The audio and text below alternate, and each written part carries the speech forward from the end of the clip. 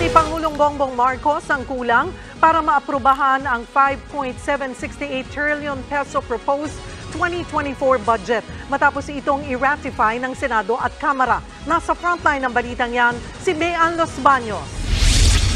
Niratipikahan na ng Senado ngayong araw ang panukalang 5.768 trillion pesos sa national budget para sa susunod na taon. Tanging si Senator Coco Pimentel lang ang tumutol dito. Sa bersyong ipapaaproba kay Pangulong Bongbong Marcos, tuluyan ang ibinasura ng Bicameral Conference Committee ang naunang hininging confidential at intelligence funds ng ilang ahensyang walang kinalaman sa seguridad ng bansa. Kabilang ang Office of the Vice President at ang Department of Education na parehong pinamumunuan ni Vice President Sara Duterte. Hindi na rin ibinalik ang 300 million pesos na confidential fund ng Department of Information and Communications Technology. Pinatunayan nila na walang mangyayari katulad ng haka-haka na may mangyayari sa BICAM na maibabalik ang confidential funds. Kayo lang naman naghaka-haka nun. Sustain ho natin yung kagustuhan din ng ating mga kababayan na iwasan na po itong confidential controversial fund.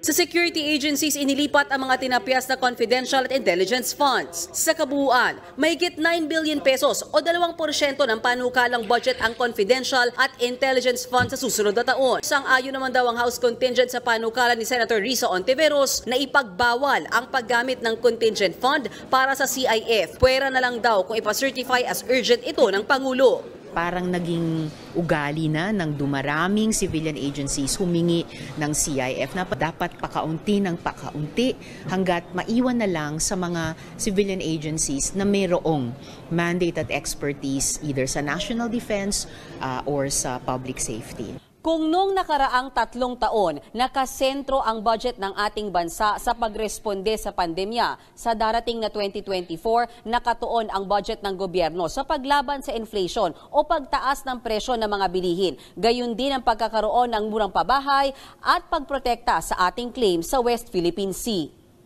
Dahil dyan, dinagdagan ng higit 3 bilyong piso ang pondo ng Philippine Coast Guard at higit 8 bilyong piso naman sa Department of National Defense. Primary motive para effectively maitaguyod ng ating mga frontline agencies yung national interest sa buong maritime zones ng Pilipinas at syempre urgently sa West Philippine Sea. Target ipaaproba kay Pangulong Marcos ang 2024 national budget bago siya bumiyahe papuntang Japan sa December 15. Nagbabalita mula sa frontline. Pupunta ba lang Japan?